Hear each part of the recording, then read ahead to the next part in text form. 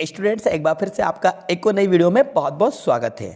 तो आज के इस वीडियो में आपके लिए लेकर आया हूँ एक और इंग्लिश ग्रामर का प्रैक्टिस टेस्ट, जिसमें आज मैं आपको टोटल 20 क्वेश्चंस देने वाला हूँ, जिनमें से आपको सभी क्वेश्चंस के आंसर्स देना है और अपने ग्रामर के लेवल को टेस्ट करना है कि आप इन 20 क्वेश्चंस में से कितने क्वेश्चंस के आंसर्स करेक्ट दे पाते हैं। और मैं आपको हर एक क्वेश्चन का आंसर भी बताऊंगा, साथ में आपको उसका एक्सप्लेनेशन भी दूंगा। लेकिन पहले आपको प्रॉपर टाइम दिया जाएगा गेस करने के लिए और राइट आंसर को बताने के लिए। उसके बाद आपको अपने आंसर को हमारे आंसर से मैच कर लेना है कि जो आंसर आपने गेस किया था वो आंसर आपका करेक्ट था या फिर इनकरेक्ट था।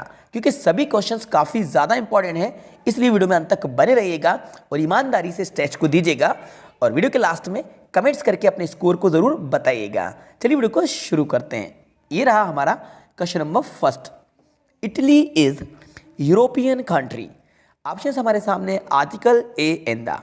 तो बच्चों, आपका टाइम स्टार्ट होता है, जल्दी से राइट आंसर गेस कीजिए और राइट आंसर को आप एक कहीं नोट करके रख लीजिए, लिख कर रख लीजिए। उसके बाद अपने आंसर को टैली कीजिएगा या वीडियो को पॉज करके कमेंट्स बॉक्स में अगर कमेंट्स करके भी बता सकते हैं। चलिए बच्चों, आपका टाइम ओवर होता है। जानते हैं इसके राइट आंसर के बारे में। इटली इज यूरोपियन कंट्री, इसका राइट आंसर होगा ए। ए इसका बिल्कुल करेक्ट आंसर है। अब ए क्यों आएगा, चलो इसको भी समझ लेते हैं। देखिए, ये जो वर्ड लिखा हुआ है, ये वर्ड पढ़ा जाएगा यूरोपियन, इसको पढ़ा जाएगा यूरोपियन, ठीक है। क्योंकि यहाँ पे ई जो है ये साइलेंट है और यू आपको या का साउंड दे रहा है, तो इसको यूरोपियन पढ़ा जाएगा। जिस तरह से इंडियन, अमेरिकन, तो यूरोपियन। तो Italy is a European country, consonant sound है, आर्टिकल ए लगेगा। वाउल साउंड के पहले आर्टिकल एन का यूज किया जाता है। किसी भी वर्ड के फर्स्ट लेटर का साउंड अगर कंसोनेंट होता है तो आर्टिकल ए लगता है, और अगर साउंड वाउल होता है तो आर्टिकल एन लगता है। क्लियर? चलिए मूव करते हैं नेक्स्ट क्वेश्चन की तरफ। ये रहा हमारा second question. He did not buy sugar from the shop, some, any, many. जल्दी से राइट आंसर गेस कर लीजिए। आपका टाइम स्टार्ट हो चुका है। सम, एनी, मेनी, एटलीस्ट 30 सेकेंड आपको दिए जा रहे हैं। चलिए टाइम ओवर है, जानते हैं इसका राइट आंसर। तो he did not buy, right answer इसका होगा any. Any sugar from the shop. अच्छा, एनी क्यों होगा, इसका रीजन भी जान लीजिए। देखो बच्चों, ये जो सेंटेंस है ये हमारा नेगेटिव है, नॉट का यूज किया जा रहा है। तो सेंटेंस अगर नेगेटिव होता है तो वहां पर हमें एनी का यूज करना होता है।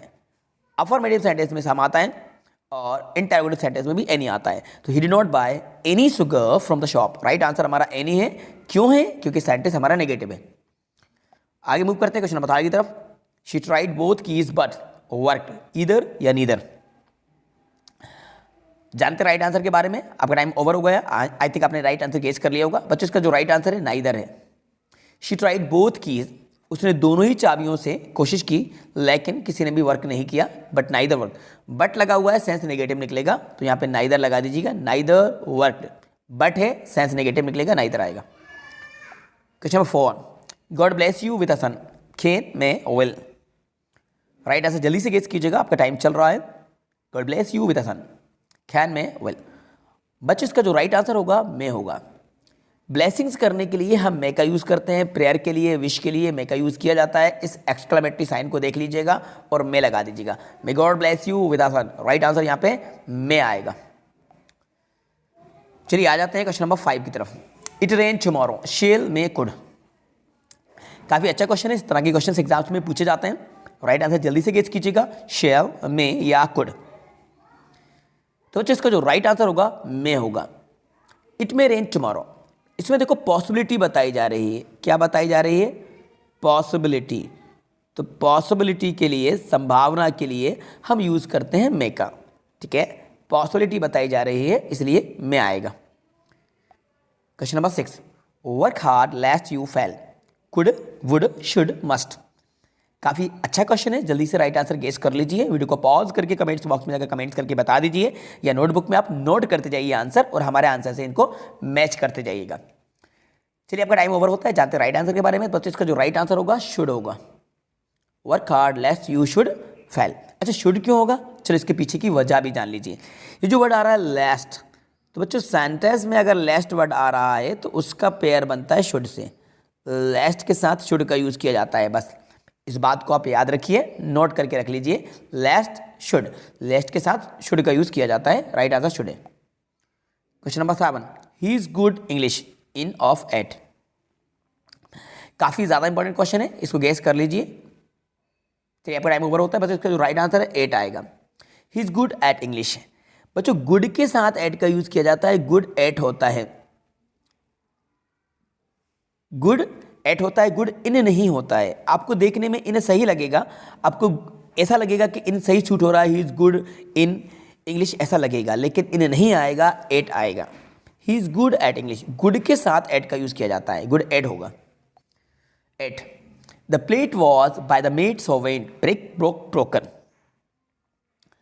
बच्चों ये पैसिव वॉइस का सेंटेंस है, जल्दी से राइट आंसर गेस कीजिए और सही आंसर बताइए।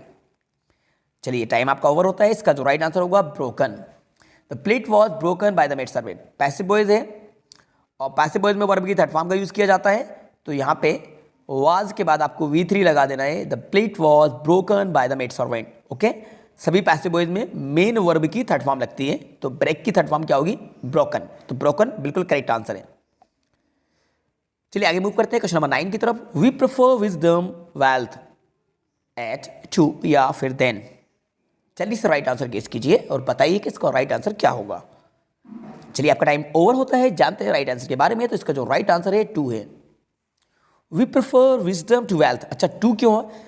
प्रेफर के साथ 2 का यूज किया जाता है। जिस तरह से लेस्ट के साथ शुड आता है वैसे ही प्रेफर के साथ देन नहीं आता है, इसके साथ 2 आता है। We prefer wisdom to wealth, 2 right answer है। Question number 10, take care you should fall. Fall है, fall, unless although lest if. जल्दी से राइट आंसर गेस कीजिएगा। इसका जो राइट आंसर होगा ये लेस्ट होगा। देखो इससे पहले एक सेंटेंस आया था, उसमें मैंने ब्लैंक आपको शुड बताया था। अब यहाँ पे शुड अगर दिया है तो इससे पहले वाले में लेस्ट आएगा। ठीक है, take care lest you should fail, क्योंकि शुड का यूज इनमें से लेस्ट के साथ होगा। किसके साथ होगा? लेस्ट के साथ होगा, तो लेस्ट राइट आंसर है। 11 नंबर पे आते हैं, he is not often a and the no article. Right answer guess कर लीजिए। ये जो वर्ड है ऑफन, जिसका मतलब होता है अनाथ, राइट आंसर एन आएगा, क्योंकि साउंड वाउल है, एन बिल्कुल करेक्ट आंसर है।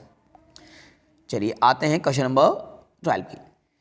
If I a doctor I would serve the country, am was were had been. काफ़ी ज़्यादा अच्छा क्वेश्चन है स्टूडेंट्स, जल्दी से राइट आंसर गेस कीजिए, थोड़ा सा ध्यान से इसको समझिएगा। चलिए जानते हैं इसके राइट आंसर के बारे में। बच्चों इसका राइट आंसर होगा वर। अगर आपको लग रहा है कि एम या वाज आएगा तो बिल्कुल रॉन्ग है, एम वाज नहीं आएगा, वर आएगा। बच्चों ये कंडीशनल सेंटेंस है जो कि इफ से स्टार्ट हो रहा है, और कंडीशनल सेंटेंस में हमें वर का यूज़ करना होता है ऑल सब्जेक्ट के साथ।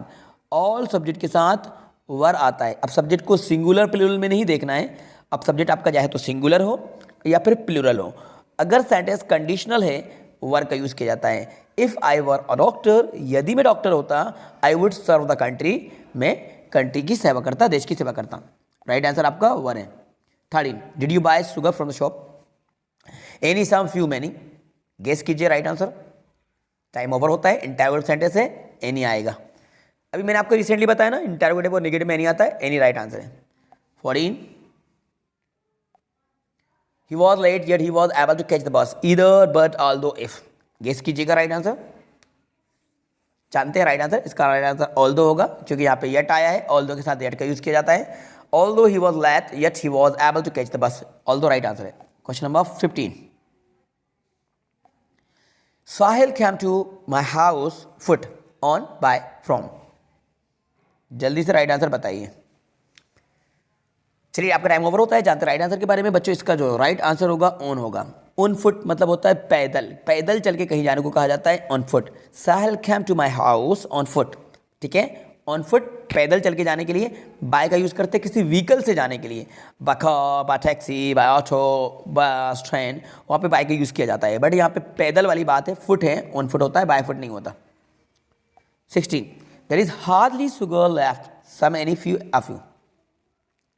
गेस कीजिएगा, काफ़ी अच्छा क्वेश्चन है। ग्रामर का लेवल मैंने थोड़ा सा बढ़ा दिया है। इससे पहले मैं जो ग्रामर का टेस्ट आपके लिए लेकर आया था, एक क्विज, उसमें थोड़ा सा ग्रामर का लेवल कम था, लेकिन अब मैंने आपके ग्रामर के लेवल को बढ़ा दिया है, और धीरे धीरे मैं आपके ग्रामर के लेवल को बढ़ाता जाऊंगा और अच्छे से अच्छे क्वेश्चंस आपके लिए लाता जाऊंगा। There is hardly sugar left. तो बच्चों जानते हैं राइट आंसर के बारे में। इसका जो राइट आंसर है ये आएगा आपका एनी। अच्छा एनी क्यों आएगा, देख लीजिए। यहाँ पे जो हार्डली वर्ड आया है, इस हार्डली के साथ एनी का यूज़ होता है। हार्डली एनी होता है क्योंकि सेंटेंस ये आपका निगेटिव सेंस देता है। हार्डली का मतलब ये होता है मुश्किल से। निगेटिव देखने में नहीं लग रहा, लेकिन सेंस इसका निगेटिव ही निकल रहा है। There is hardly any sugar left, मुश्किल से कोई शुगर बची है। राइट आंसर एनी आएगा। हार्डली को देख के एनी लगा देना। 17 ईदर ही और I confuse, is am are. जानते राइट आंसर के बारे में, जल्दी से बताइए।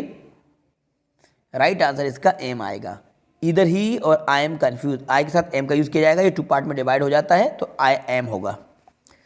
चलिए 18 no news good news, is are, ये एम कर लेना एक, इज एम आर।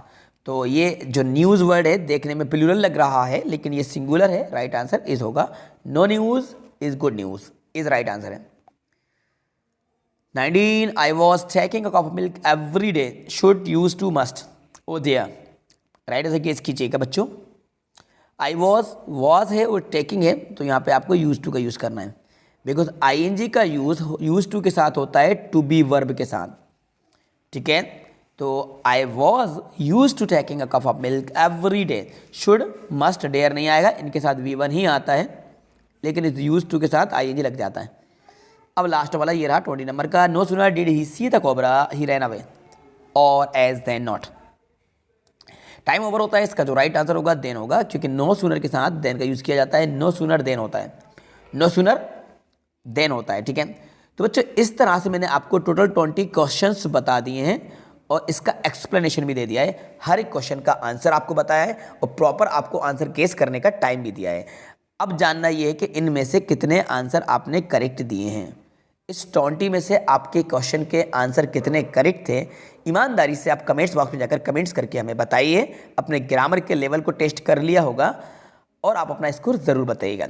अब वीडियो आपके लिए बहुत ज़्यादा हेल्पफुल रही होगी, तो बच्चों इस वीडियो को लाइक कीजिए, अपने सभी दोस्तों के साथ ज़्यादा शेयर भी कीजिएगा, और यदि चैनल पर नए हैं तो चैनल को सब्सक्राइब कर लीजिएगा, क्योंकि इस तरह के और भी प्रैक्टिस सेट और भी प्रैक्टिस टेस्ट हम आपके लिए लाते रहेंगे। सीखते रहिए, देखते रहिए। Thanks for watching.